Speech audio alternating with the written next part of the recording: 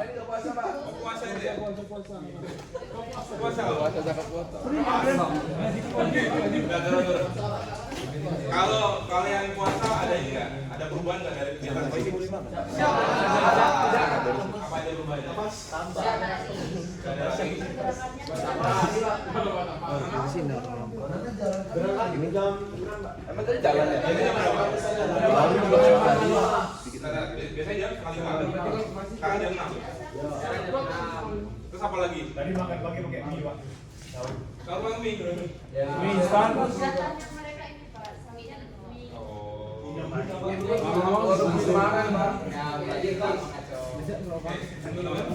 Jadi di sini pada hari ini kita akan membahas materi yang mungkin kalau kaitan dengan jaringan agak jauh ya. Jadi kita di sini tapi masih berkaitan dengan teknologi informasi. Jadi pada hari ini kita akan membahas tentang sistem manajemen pengetahuan. Ya. Nah, harapannya,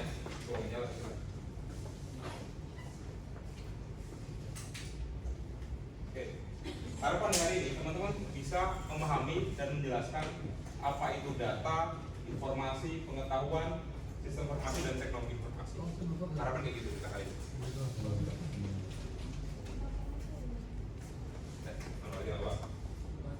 Oke teman-teman, karena kita masuk jam kedua, ya kan? Kita ada yang udah pernah ngelakuin ini?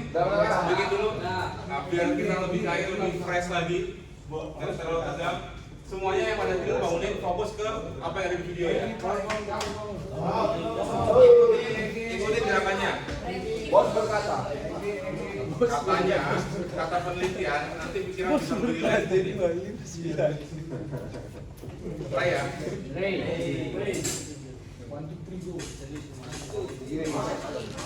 Ikutin dulu gerakannya.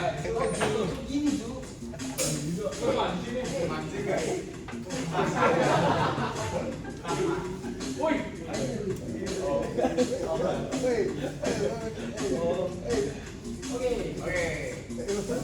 Lanjut lagi. Belum bisa. Oke. Bangun nih.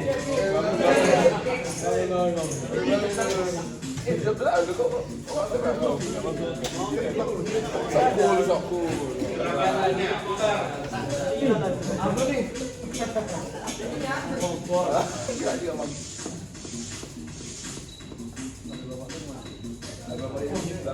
Oke. Terakhir. Dua tangan.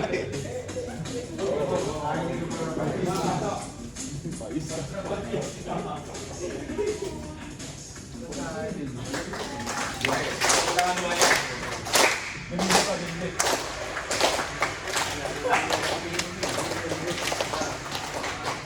Mana udah lebih relax?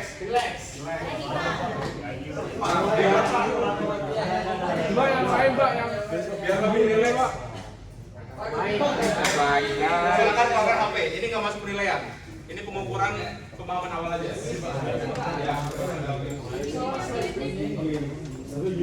Jadi nggak masuk penilaian. Jadi nggak perlu kalian tengok teman-temannya.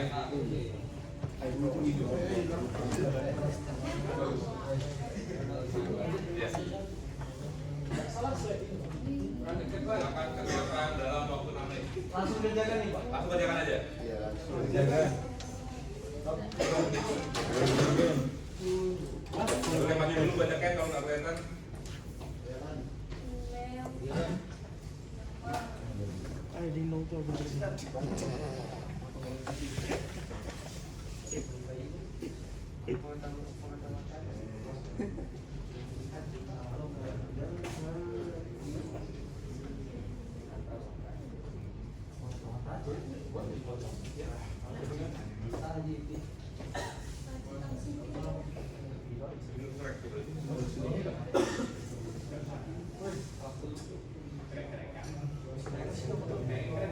Ada 4 orang yang submit.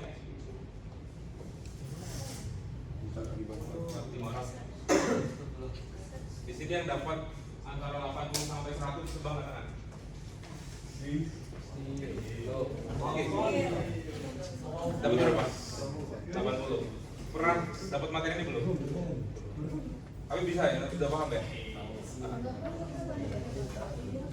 Jadi udah pernah dapat materi ini belum? Belum juga. Oh berarti kalau gitu rekan saya juga paham kalau gitu. Bisa diulang ya? Oke, dan kita coba aja. Baik, di sini persebarannya dari satu kelas ini berarti relatif bagus ya. Terkait dengan pemahaman awal di mata kuliah ini, di materi tentang sistem manajemen pengetahuan. Dan harapannya mungkin bisa ditengahkan.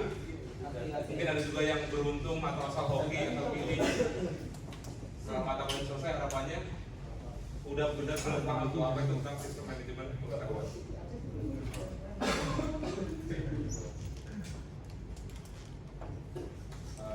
Kita bahas tentang apa sih pentingnya sistem manajemen pengetahuan. Coba, Agung ya? Agung siapa kan? Agung berubah lagi. Coba kamu baca. Urgensi sistem manajemen pengetahuan.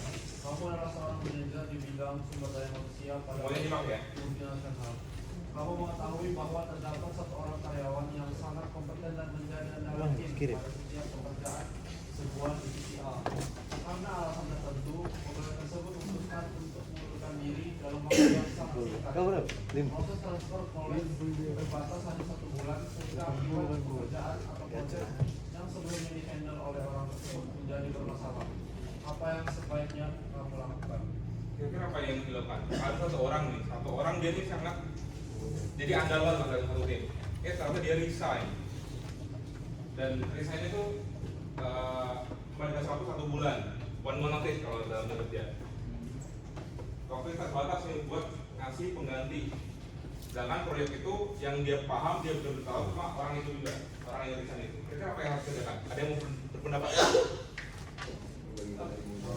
Mana habis? Ya Pak, kalau berpendapat kan itu biasanya satu orang itu resign. Tapi dalam waktu sebulan itu harus ada orang yang start ajarnya sama dia Pak. Iya. Iya, harus ada substitusinya. Apakah cukup ketika katakanlah pengetahuan yang dia punya tentang proyek itu sangat kompleks misalnya proyek ini? Apakah jadi ada kendala yang dalam waktu 1 bulan bisa nggak orang baru itu ngejar gap itu? Selalu ada permasalahan itu. Yang kedua, lanjut deh. Yang silakan. Pak, kalau menurut saya kan itu kan kita maksudnya sebagai seorang manajer ya. Jadi sebelum seorang karyawan itu sebelumnya resign kita perlu terlebih dahulu mempelajari ilmu yang dia punya. Jadi ketika dia sudah resign nanti kita bisa membagikan ilmu yang tadi ke karyawan-karyawan lain yang lain, Pak. Jadi tidak terlepas. Jadi dia hanya terpaku pada satu karyawan itu saja. Oke, bagus. Menurut saya sebelum dia, tadi kamu bilang sebelum dia resign kita harus pelajari apa yang dia tahu. Pertanyaannya, kapan kita tahu dia akan resign? Orang tersebut akan resign. Itu nggak bisa diprediksi kan itu ya, karena banyak pertimbangan individu. Tapi secara logika itu bagus. Itu adalah konsep awal dari sistem manajemen pengetahuan. Siapa? Pak. Siapa? Baru Pak. Ya. Sebenarnya gini Pak, secara sistem itu kita sebagai manajer ini harusnya kita yang membuat sistem. Jadi sewaktu-waktu anak buah kita ini resign, maka kita akan dengan mudah mengajarkan sistem baru atau sistem yang sudah kita ambil sebelumnya itu kepada pegawai yang baru Pak. Oke. Jadi udah ada pengetahuan yang didokumentasikan dulu. Sebenarnya kita udah memilih sendiri sistem, kita yang buat sendiri sistem. Jadi jangan sampai orang yang menggerakkan sistem kita tersebut Pak. Ya. Mungkin dengan cara-caranya cara orang lain, tapi dengan sistem yang sama dengan kita Pak. Atau udah ada sistemnya itu kan. Jadi kalau konteksnya orang ini berarti apa yang orang itu tahu kita harus masukkan dulu dalam sistem. Iya Pak. Secara konsepnya gitu. Tadi sebetulnya yang ada orang pengganti ya, Gus ya. Ketika satu orang dipaksa untuk masuk ke dalam sebuah tim, dia harus mengejar gap. Salah satunya lewat transfer knowledge, belajar ke orang yang itu. Kedua, kalau misalnya waktu nggak kejar, biasanya kita pakai kasih training. Cuma training kan butuh cost lagi. Ya kalau ternyata cuma satu case aja yang resign, karena ada beberapa project orangnya ada yang resign juga. Banyak nih cost yang dikeluarkan perusahaan. Atau mungkin contoh yang kita paling dekat lah di pemasyarakatan. kalau saya nggak salah dengar, saya pernah ngobrol sama kepegawaiannya, ada rotasi berkala ya kan? Dari satu bidang ke bidang lain, dan belum tentu ketika pegawai rotasi ke bidang yang baru dia kan langsung in-charge, langsung jalan gitu aja, ya kan? Dia butuh penyesuaian dulu, dan itu butuh proses, butuh waktu.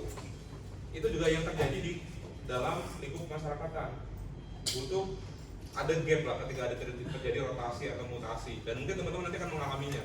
Misal ada di pengamanan tiba-tiba pindah ke pembinaan, kan menyesuaikan dulu gimana sih lingkup pelatihan di pembinaan kayak gitu.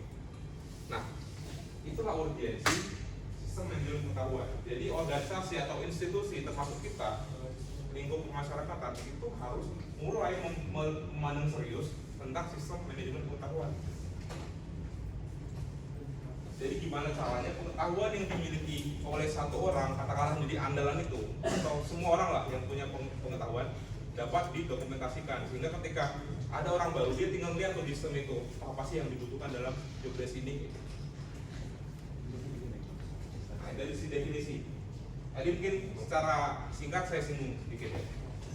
Jadi sistem manajemen pengetahuan adalah sistem yang mendukung proses apa aja? Pertama, penciptaan, penyimpanan, distribusi, dan pemanfaatan pengetahuan.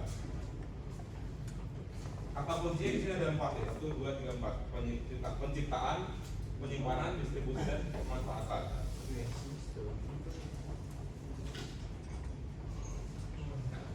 Kenapa perlu itu? Kenapa perlu kita bikin sistem manajemen pengetahuan?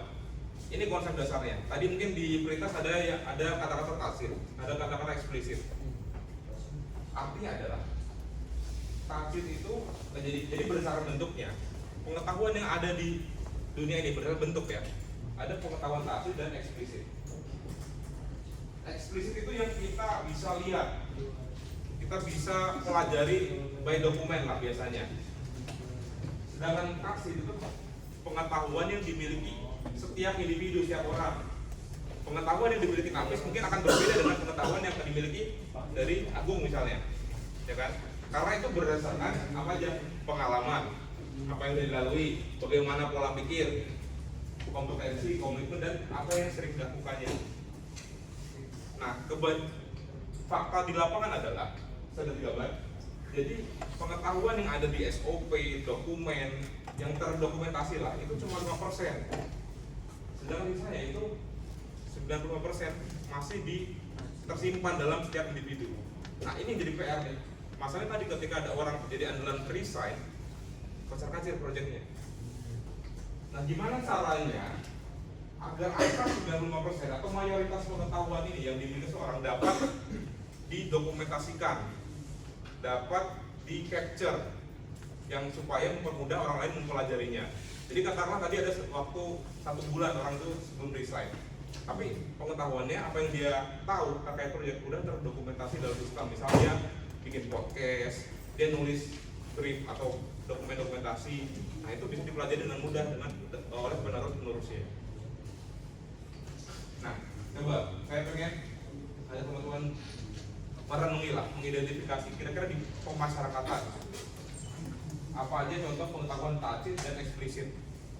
Pengetahuan yang cuma dimiliki orang-orang tertentu sama pengetahuan yang udah terdokumentasi. Ya, silakan. Siapa namanya? Ridho. Jadi Pak, terkait dengan taksir knowledge itu mungkin di bagian saya itu di SDW Pak, itu tidak semua bisa mengaplikasikan, terutama di Republik Indonesia itu banyak yang kurang paham mengenai sistem data masyarakat itu. Mungkin untuk yang eksplisit knowledge itu yang mudah-mudahan kita ya di pengamanan itu sendiri. Ada dokumen apa? Di dokumen itu kan ada buku laporan Pak, laporan titik jaga itu kan juga penulisan manual Pak. Nah, itu kan juga semua bisa mengaplikasikan. Oke. Mungkin memperjelas ya, menambahkan. Contohnya bagus tadi. Eksplisit ada di pengamanan. Bentuknya adalah misalnya ada SOP P2U misalnya. Nah, itu bentuk pengetahuan eksplisit. Pengetahuan taksir ini adalah gimana caranya melayani tamu yang berkunjung misalnya. Itu kan dilakukan berdasarkan pengalaman, ramah tamahan dan lain sebagainya, atau mungkin ketegasan dan lain sebagainya. Kalau bagaimana pemindaian barang X-ray kan udah ada terdokumentasi lewat SOP-nya ya. Itu sedikit contoh dari pengetahuan taksir dan eksplisit. Nah, ilustrasinya. Jadi di fakta di lapangan seperti itu.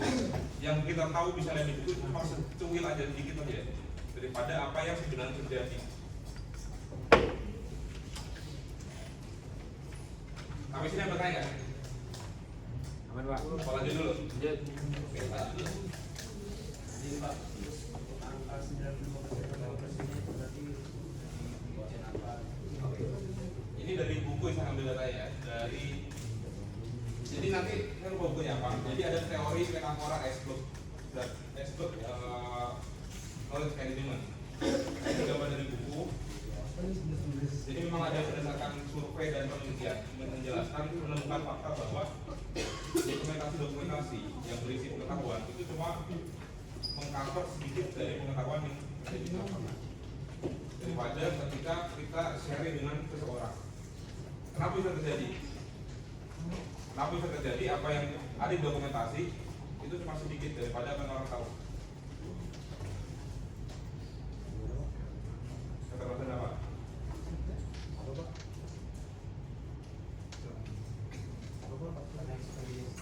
Experience. Yang kedua, yang paling mendominasi adalah kenapa pengetahuan pasif lebih besar daripada experience. Karena orang itu relatif malu untuk mengungkapkan atau merasa takut untuk mengungkapkan apa yang dia tahu. Jadi yang secara logika, secara nalar, orang akan menuliskan apa yang dia merasa aman aja. Berdasarkan pengalaman, men-share apa yang dia tahu yang sudah pasti aman aja. Sedangkan ada pengetahuan tertentu yang mungkin dia pikir sendiri nih. Maka dari itu dia mendorong kenapa taksir knowledge lebih besar. Karena orang itu nahan gitu. Misal kamu tahu ilmu tentang P2O misalnya, tapi ditanya, disuruh nulisin, jelasin apa itu P2O. Apa kamu tulis semua? Tidak. Mungkin ada beberapa poin yang kamu simpan dulu misalnya dari P2O itu. Nah itu yang mendorong kenapa taksir knowledge itu sebenarnya lebih besar daripada eksplisit. Nah, PR-nya dalam sistem manajemen pengetahuan adalah bagaimana mendorong seseorang supaya mau mengeluarkan kasus ini supaya bisa dipelajari orang lain. Gimana cara penerapan narapidana misalnya? Kan petugas-petugas pengamanan tahu kan? Bagaimana mengeluarkan keadaan rusuh misalnya tentang emergency response team. Nah, itu gimana cara mengeluarkan itu apa yang pengalaman seseorang agar bisa dibawakan dalam komunitas. Oh ya udah. 18 sudah. Susah ya? Nah itu tantangan dari manajemen pengetahuan. Karena itu kaitannya dengan culture, budaya organisasi. Kalau organisasi itu bikin kita atau pegawai itu nggak nyaman, kita akan secara naluri takut untuk mengeluarkan statement seperti itu. Pak, Mas Ya. Tadi Bapak sampaikan benar taksir knowledge ini susah atau bahkan jarang dikeluarkan oleh seseorang ya Pak. Jadi pertanyaannya, gimana kita bisa tahu taksir knowledge dari seseorang sedangkan seseorang tersebut tidak mau menuliskan atau cenderung malu untuk mengungkapkannya Pak? Oke. Ini pendapat saya, itu terkait dengan gimana kita metodenya nih. Metode mengeluarkan informasi dari seseorang. Itu ada kaitannya dengan metode-metode interview, wawancara. Jadi kamu lebih ada tipe-tipe orang yang lebih nyaman ditanya-tanya lewat podcast misalnya daripada terus nulis. Kalau nulis capek lah, tulis apa adanya aja gitu kan. Mungkin bisa lebih banyak informasi tergali ketika kita pakai metode podcast, wawancara, sharing, misalnya diskusi. Nah, gimana metode-metode yang tepat untuk menggali informasi dari seorang itu yang perlu dipikirkan ketika membangun sebuah sistem manajemen pengetahuan. Oke, lanjut dulu. Nah, kalau kita ngomong sistem manajemen pengetahuan, ada kata-kata pengetahuan. Pengetahuan itu apa sih sebenarnya teman-teman? Sekumpulan informasi, sekumpulan ide. Dasar ilmu yang dimiliki Seto. seseorang. Pengetahuan apa Seto? Siapa pengetahuan Pak? Nah, Pengetahuan adalah hal yang kita dapatkan yang dipelajari Pak. oke. Dalam konteks sistem manajemen pengetahuan apa itu? Ya, kita keep dulu. Ngantuk kamu? Susah Pak. Bangun dulu ya. Oke, ada lagi berpendapat? Abdido, apa itu pengetahuan?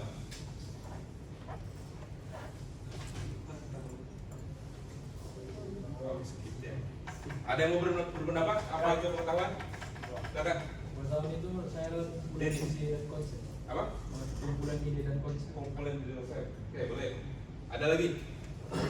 Kata Pak, Ya. Pengetahuan Pak. Nah, Pengetahuan itu menurut saya pengetahuan itu menurut saya hal yang kita dapat dari pengalaman.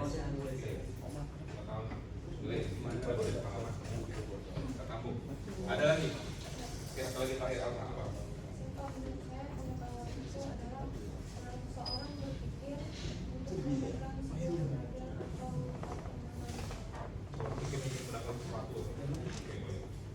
Baik, jawabannya teman-teman semua kan secara konsep betul ya. Tapi saya ingin mengatakan dalam konsep DIKW. Jadi ada namanya piramida DIKW, Data Information Knowledge Wisdom. Nah ini yang dipegang ketika kita ngomongin soal sistem manajemen pengetahuan. Jadi data adalah layer terbawah. Data itu adalah komponen yang masih random. Contoh biar clear ya. Ada nama-nama taruna.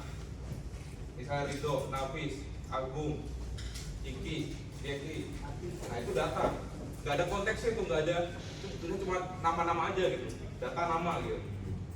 Nah ketika data itu diberikan konteks, misalnya kita kumpulkan ternyata tadi Nafis, Agung dan lain-lain itu ternyata taruna prodi MP misalnya. Nah itu ada informasi, mulai terbentuk tuh, mulai ada konteksnya data-data tadi. Nah ketika sebuah informasi diberikan meaning misalnya, oh ternyata diberikan tambahan makna, oh ternyata tadi nama-nama tadi adalah taruna berprestasi, mulai ada tuh pengetahuannya. Nah ketika sudah terbentuk pengetahuan itu bisa dimanfaatkan.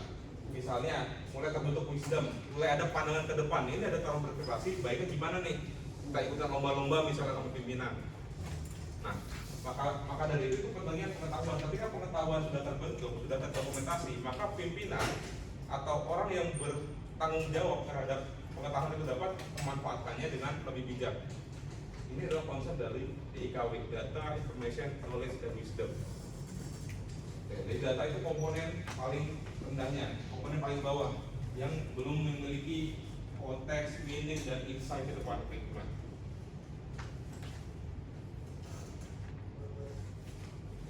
Sekarang ngomongin siklus ya. Misalnya di Jenpas pengen mengembangkan sistem manajemen pengetahuan. Kita harus pahami siklus pengetahuan itu kayak gimana sih dalam sebuah institusi. Siklus pengetahuan dalam sebuah organisasi. Ya. Secara umum ada beberapa versi, cuma dan misalnya kurang lebih kayak gini. Jadi pengetahuan dalam ketika kita mau menyusun, mengembangkan sistem manajemen pengetahuan, pertama kita harus mengetahui knowledge creation. Bagaimana pengetahuan itu diciptakan, baik itu melalui pengalaman-pengalaman atau kita mengekstrak dari seorang tadi knowledge kita ekstrak, kita tanya-tanya, kita gali, kita dokumentasikan. Itu adalah proses penciptaan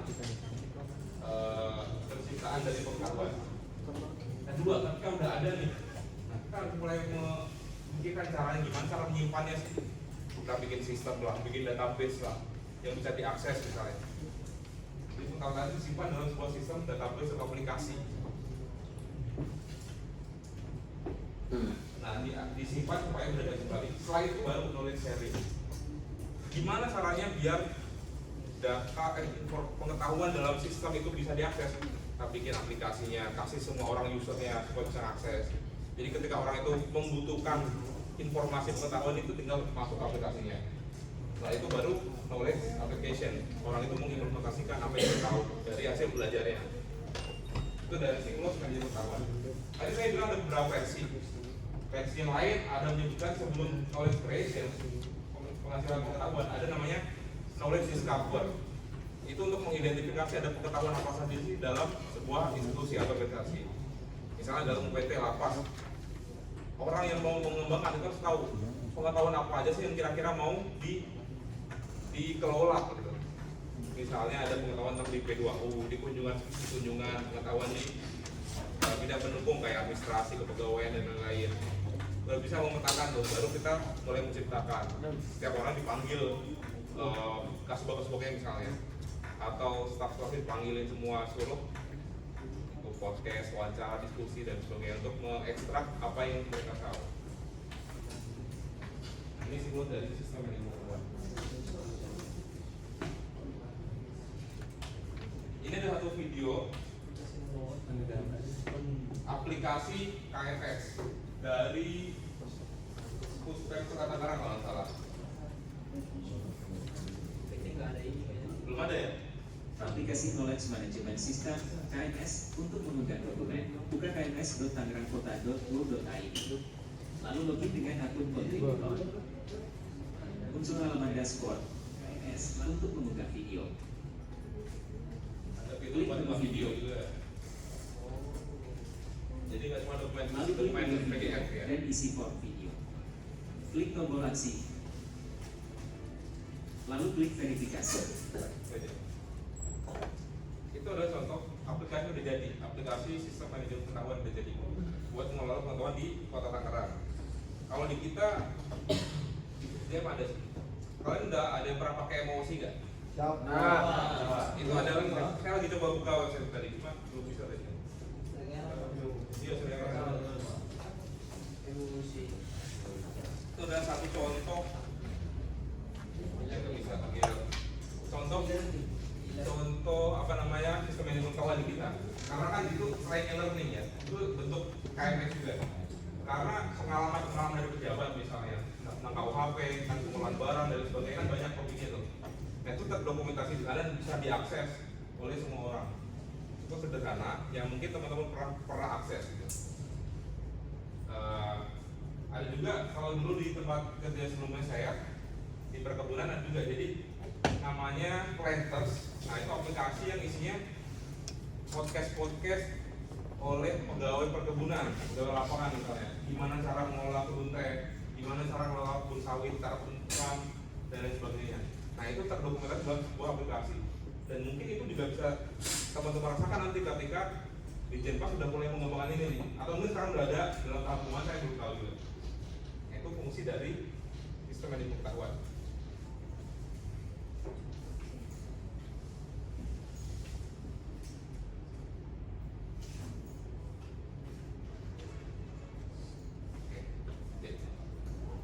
Nah ini komponen-komponennya. Apa yang harus diperhatikan oleh institusi, apa yang harus diperhatikan oleh organisasi ketika mau mengembangkan? Pertama dari sisi teknologinya, harus paham nih kita teknologi apa yang akan digunakan, infrastruktur apa yang akan dibutuhkan, database-nya lah, jaringan internetnya lah, aplikasinya lah, kita harus siapkan dari sisi teknologi. Kedua proses, kita harus mendefinisikan dulu alur kerja apa aja yang mau didokumentasikan, SOP, dan juga mekanisme dokumentasi lain, contohnya kayak tadi mau ngadain podcast kah, wawancara kah, dan lain sebagainya, banyak metode deh. Ketiga, nyusun kontennya. Dan keempat ada kita, brandware ya, people-nya. Pak, mau tanya Pak, Iya. terkait dengan komponen sistem manajemen ini itu kan ada 4 faktor ya Pak. Iya. Nah, kalau misal salah satu itu tidak berfungsi dengan baik, apakah tetap berjalan sistem manajemen ini? Tetap berjalan, tapi nggak sempurna. Misalnya, teknologi ada, orang yang mengoperasikan ada, konten dari siapa, tapi prosesnya ini nggak jelas kita karena kurang matang aja. Jadi isinya nanti apa yang kita taruh di dalam sistem itu jadi ya dalam tanda kutip sampah aja gitu, nggak akan bisa dimanfaatkan misalnya. Kalau misalnya semua udah ada nih apa yang akan kita dokumentasikan, kontennya people udah ada, tapi teknologinya ini jelek karena mungkin ketentuan pelanggaran, jadi apa yang ada aja lah gitu. Jadi orang malas pakein. Kayak project kita kan. Project apa tuh? Jadi gitu. Apakah ketika satu komponen ini kurang sempurna kalau berjalan? Bisa, tapi akan mempengaruhi gimana orang pakainya gitu. Kalau dari 4 komponen itu yang paling urgent sih Pak? Semuanya saling berkaitan ini ya. Saling berkaitan ini. Kalau dari manusia kayak Nah tadi tantangan dan fungsi berperan KMS. Tadi mungkin sempat disebut ya, tantangannya gimana cara kita mengekstra pengetahuan dari tiap individu. Terus yang kedua, resistensi budaya organisasi. Misalnya budaya organisasi atau institusi kita tuh apa ya, relatif tertutup gitu. orang lebih takut buat berpendapat misalnya, orang lebih takut menjadi individu yang vokal misalnya, itu akan mempengaruhi. Bisa jadi orang-orang pendiam tuh menyimpan informasi atau pengetahuan yang mungkin berguna untuk orang lain. Kedua, keterbatasan infrastruktur TI. Ya kita ini ngomongin anggaran ya, apalagi di masa efisiensi, semua pembangunan mungkin di hold dulu, tahan dulu. Karena kalau kita ngomongin infrastruktur TI, nggak murah itu. Katakanlah ngomongin server aja. Oh iya, ini masih berkaitan dengan budaya organisasi. Kita kan pegang data sensitif ya, narapidana dan sebagainya. Pemangku kebijakan relatif lebih takut untuk, kalau kita ngomongin infrastruktur TI, itu kan ada database sistemnya cloud, ada yang lokal. Nah, pemangku kebijakan bisa kalau lebih memperhatikan, mempertimbangkan untuk menggunakan cloud, karena kalau kita pakai cloud, kita akan ngirim data kita ke orang lain gitu, keluar gitu. Nah, siapa yang bisa menjamin keamanan TI? Padahal di TI itu kalau orang TI ngomong nggak ada sistem yang aman, nggak ada sistem yang benar-benar aman. Semua bisa dibobol, gitu kan? Nah, itu jadi pertimbangan ketika kita memegang data-data sensitif. Otomatis kan pemangku kebijakan akan lebih mempertimbangkan kita beli server aja secara fisik taruh di tempat kita lah gitu. Karena datanya tetap di kita sendiri, nggak kita bagian ke orang lain. Nah, sedangkan untuk membeli server itu biayanya nggak murah. Investasi yang dikeluarkan tinggi dan nggak begitu populer lah buat tingkat popularitas pimpinan misalnya. Ini keamanan dan privasi tadi itu terkait dengan keamanan data dalam sistem. Inilah tantangannya. Solusinya apa? Pertama, pelatihan perubahan mindset. Ini berat, tapi nggak bisa berhasil kalau nggak dimulai. Memang prosesnya panjang gitu. Mungkin nanti teman-teman selalu yang teman-teman yang menginisiasi dan prosesnya nggak akan berhasil, nggak akan berhasil dengan cepat. Gitu. Perlu pelatihan dan perubahan mindset, pergeseran mindset lah. Mindset itu turun temurun itu yang susah. Iya, Sudah kebentuk itu. program panjang gitu. Ketiga, integrasi dengan sistem nasional. Ini untuk mengatur keterbatasan infrastruktur TI. Katakanlah UPT nggak sanggup nih mengembangkan sendiri karena ya UPT terbatas anggarannya kan. Mungkin ada kebijakan yang mungkin diambil dari Denpas untuk mengoperasi semua UPT. Itu akan lebih murah daripada tiap UPT membangun sistem sendiri-sendiri. Dan ketiga, penerapan standar aman informasi. Ya meskipun tadi saya bilang nggak ada sistem yang benar aman, cuma ini adalah langkah-langkah mitigasi yang bisa kita lakukan untuk mencegah setidaknya terkait dengan keamanan dan privasi data. Oke, silakan. Ada yang mau tanya? Ada yang mau diskusi nggak? Tadi yang ngomongin proyek apa itu? Bukan tentang IT. Mana itu ya? IT juga sih, Pak. Animasi ya. Animasi. Siapa aja orang yang ada proyek itu? Apa Pak? Yang orang yang ada proyek itu siapa aja? Ini Orang 7 orang. 7 orang. Dalam rangka apa itu lomba? Enggak Pak, jadi dulu tuh semester 1 tingkat 1 Ya. kami tuh dibikin tim kebetulan apa? Tim intinya tuh penggerak MP kan pada saat itu. Oh, oke. Tujuannya itu membuat pembelajaran MP dan hari. Oh, oke. Itu atas arahan dari Pak Kapolri, Pak Kapolri, Oh ya. dan diturunkan langsung ke Pak Robi. Oh iya, saya dengar mereka ada proyek berdua tuh. Nah, jadi berjalan waktu berjalannya kan mulai tuh merancang kayak dari alur ceritanya seperti apa, SOP cari dan sudah mencari. Pada saat itu kami mau mengangkat tentang SOP pemasyarakatan Pak, meliput tentang SOP apapun lah, Iya. apa. Nah, sudah kami cari bahan segala macam Pak.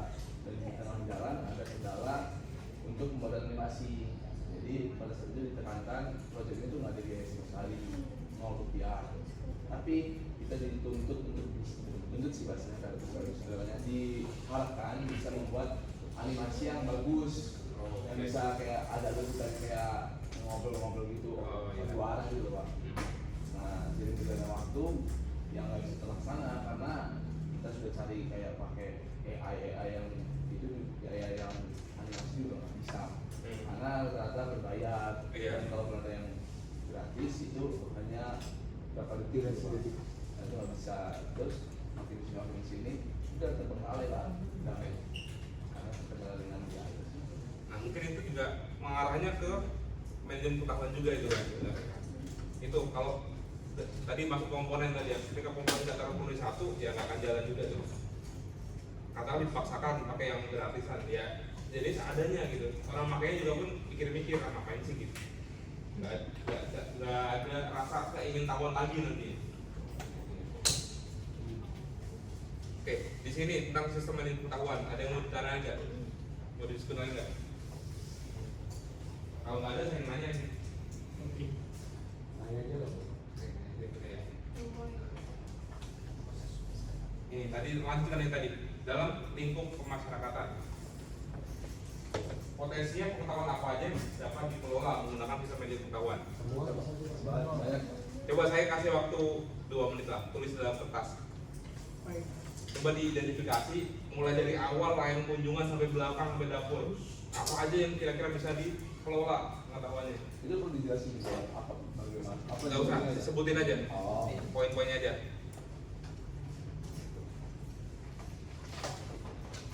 Siapa nemu? Tulis dulu, keluarkan kertas. ayo kawan. Apa? Bacakan aja nanti. Gak usah disobek, semua aja nggak apa-apa. Nggak akan dikumpulkan.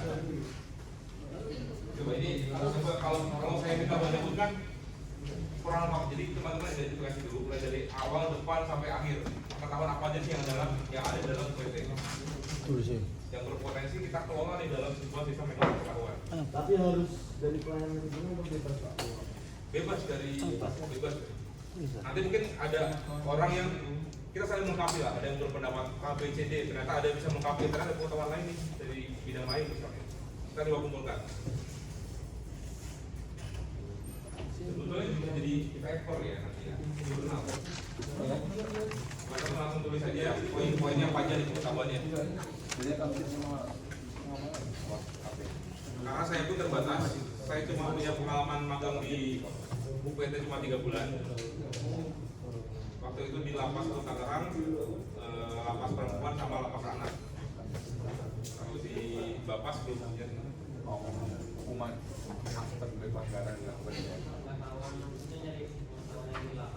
Nah, kira-kira edukasi pengetahuan apa yang bisa didokumentasikan? Misalnya dalam kunjungan, pengetahuan apa yang tentunya mendata kamu apa gitu.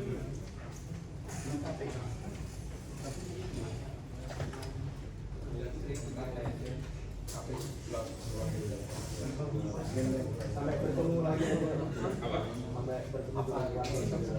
Iya boleh. Saat di dapur, gimana sih caranya? Apa namanya kalau ngasih makanan ke WBP, cara ngasih kado ke WBP gimana caranya dia pas dianterin cara apa WBP-nya nyamperin ke dapur. Ada teriak dong. Siap kalau di Bandung ya.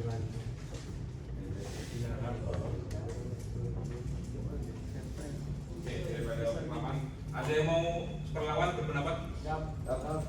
Ini dulu. Pak, contoh pengetahuannya SOP penggeledahan Pak, Oke, SOP penggeledahan, SOP penerimaan kunjungan, penerimaan kunjungan, SOP penjagaan, penjagaan, manajemen penjagaan apa itu? penjagaan yang Jaga blok. belok, Oh, gitu. manajemen bahan makanan, PBC BCMB, penerimaan napi, pemindahan napi. Main banyak. Ada yang teman-teman nulis tapi belum sebutin? Ya, silakan yang belum sebutin aja. SOP dalam pelayanan penerimaan kami. Pelayanan dari kamu ya.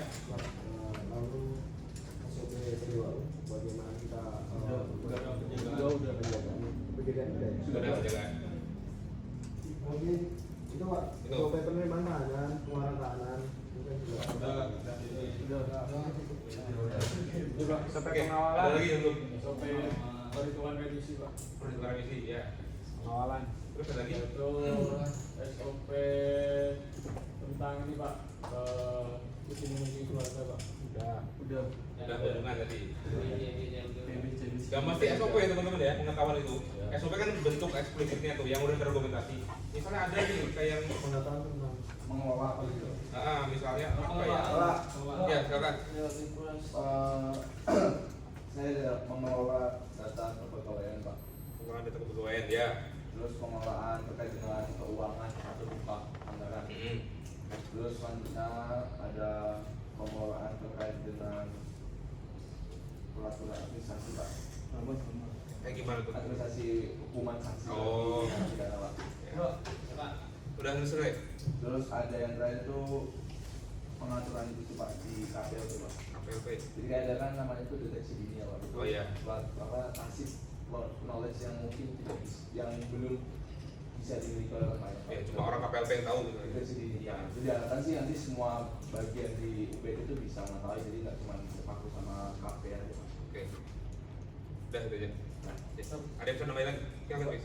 Untuk Yang belum sebutin. bengkel kerja Pak. Bengkel kerja yang tinggi aja. Terus untuk proses registrasi di SPP Pak. Oke. Terus, meskipun udah ada ya manual booknya kalau nggak salah ada STP-nya. Oh, itu termasuk pengetahuan yang bisa kita kelola nanti. Ya, Pak. Manajemen arsip data kepegawaian. Terkait dengan pegawaian udah ada. Nah, Pengertian tentang ada lagi yang sekiranya belum sebutin nama teman-teman ya? Mas Pak. Kalau DPN ya. Ada lagi? Proses lead Mas Pak. Perawatan senjata api. Oh iya. Itu yang mungkin sering terlewat tuh. Pengelolaan senjata api termasuk BMN juga itu ya.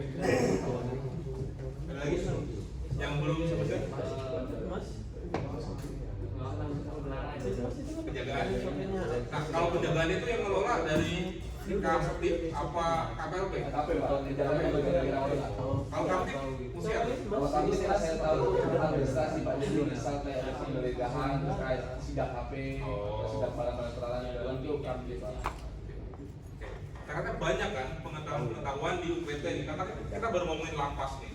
Banyak pengetahuan yang mungkin belum terdokumentasi, belum disistemkan. Jadi ketika ada rotasi mutasi pegawai, pasti bingung dulu termasuk teman-teman nanti.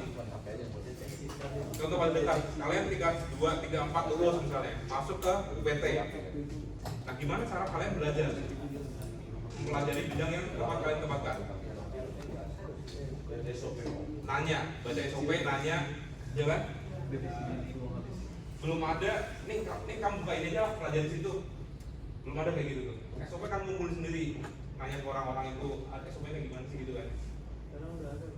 Nah, beda cerita kalau ada sistem nih, isinya ada video, podcast, tutorial dan sebagainya. Enak, lebih mudah adaptasinya. Ketika ada, oke benar kita ada sekolah vokasi yang disiapkan untuk siap kerja, tapi kan pasti selalu ada gap tuh antara kebutuhan di lapangan sama kompetensi yang kita miliki. Nah, kita bisa menutup gap itu dengan adanya knowledge management tadi. Itu contoh nyata yang akan teman-teman lalui nantinya dalam waktu dekat. Oke.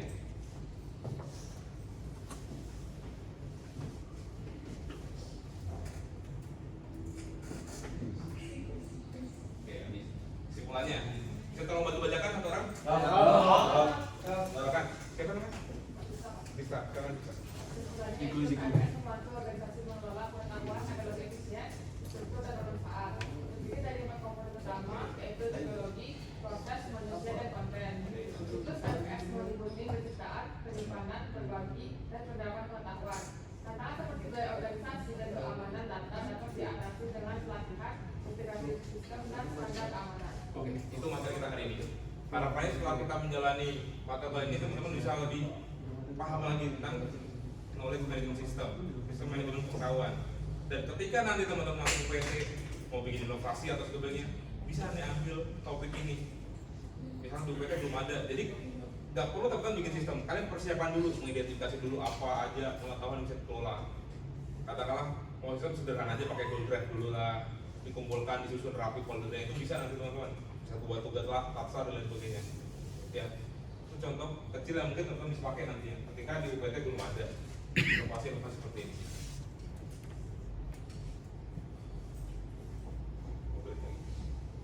Oke, terakhir coba kerjakan hal itu tadi. Soalnya sama sebenarnya, tapi ini beda. Supaya ngeliat nih, ada perkembangan nggak nih dari sebelum kelas sama setelah kelas nih. Kalau nggak ada, banyak tidur. Yang 20 jadi 30. Jangan sampai turun lagi. Yang sebelahnya masih bareng-bareng, tolong bangun yang senggol-senggol tuh, kupingnya tuh.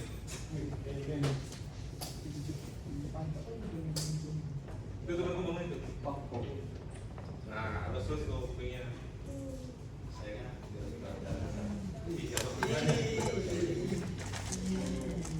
Kita coba coba lihat ada nggak perubahan di sini? Nggak perlu nyontek ya, kita based on personal understanding aja.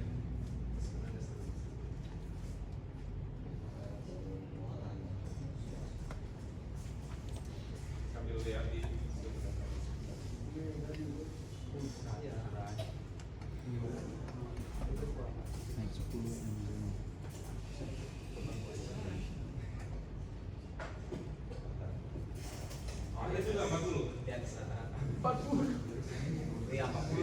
ada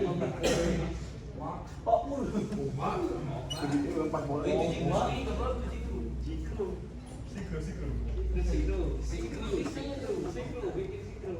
Berarti mungkin yang tidur nih berarti. Jadi kurang nangkap informasi yang kita bahas di sini tadi. Tidurnya terlalu Terlalu lama tidurnya. Kalau tidurnya Gus Dur kan semua tidur masih benar kan Gus Dur.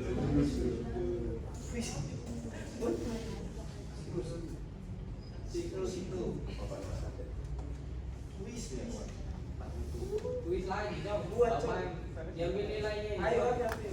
Ada nggak istilah kita bisa di sini ya. Katakanlah ini data-data ini data-data kecilan lah kalau dalam statistik. Batasnya di luar normalnya.